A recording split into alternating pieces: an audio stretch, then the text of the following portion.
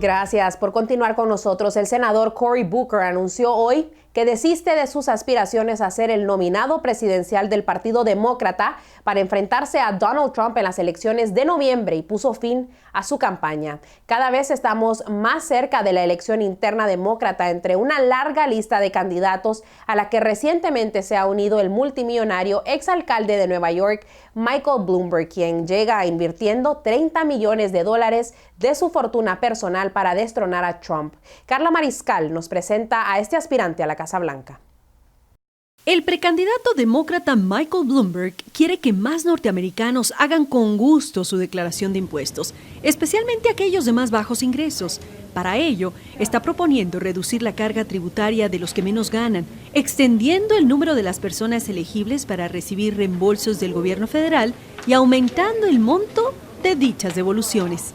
My company pays employees well, provides the best health care benefits money can buy, and if someone has a baby, they get 6 months of paid maternity or paternity leave.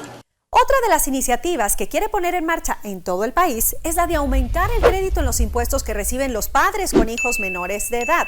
Actualmente, los padres de familia pueden recibir un crédito en los impuestos de hasta $2,000 por cada hijo menor de edad que viva con ellos. Eso ayuda a las familias de muy bajos ingresos a que al final del año, en lugar de tener que pagar impuestos, puedan recibir un reembolso. Y para combatir la desigualdad social, dice, hay que apretar el bolsillo de quienes más tienen. Pero según Bloomberg, no funcionaría implementar un impuesto que aumente gradualmente la tasa tributaria que tienen que pagar los millonarios mientras más dinero ganen, tal y como lo proponen sus contrincantes demócratas Elizabeth Warren y Bernie Sanders.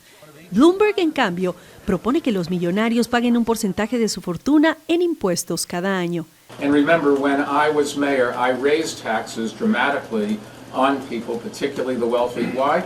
Because we needed to pay for our municipal services. We needed the best teachers we could find, the best cops, the best firefighters, the best sanitation workers, the best general administrative people. En su plataforma, Bloomberg también propone que los reembolsos de los impuestos se paguen en montos mensuales, en lugar de todo el dinero de una sola vez en abril. Carla Mariscal, Telemundo. Y el suicidio de un hombre después de que se le negara el asilo para entrar a Estados Unidos ha impactado en la comunidad fronteriza. El incidente es una muestra más de la presión psicológica que las políticas migratorias tienen en las personas que aún esperan en la frontera mexicana para poder pasar a Estados Unidos. Guadalupe Venegas habló con una experta y nos cuenta más.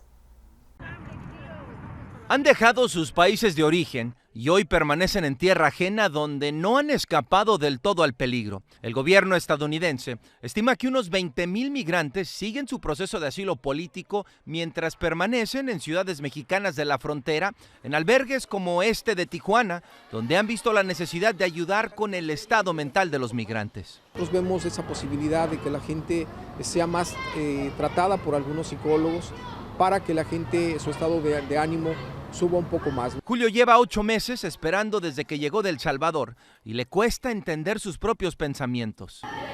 Mi mente en ciertos momentos psicológicamente ha caído en choque. Otros tratan de simplemente no pensar en el que su futuro es incierto. Todo lo que dejamos atrás, pues sí es un poco difícil, pero pues tratamos de sobrellevarlo día a día. Hace unos días un migrante del centro de México llegó a la frontera pidiendo asilo. Tras negársele la entrada, decidió terminar con su vida. De acuerdo con una psicóloga que ha tratado a migrantes, su salud mental es vulnerable debido a las circunstancias en las que se encuentran. Se desesperan muchísimo, sienten que sus vidas están perdidas, que el esfuerzo fue en vano. Y ahí es donde entran en depresiones muy profundas. El gobierno estadounidense estima que más de la mitad de los migrantes que llegaron a pedir asilo y fueron obligados a permanecer en México simplemente no aguantaron y abandonaron la frontera. La expectativa es que tampoco acudan a sus citas en corte. En Los Ángeles, California, Guadalupe Venegas, Noticias Telemundo. Y vamos a pasar ahora a un resumen de las principales noticias de nuestros países.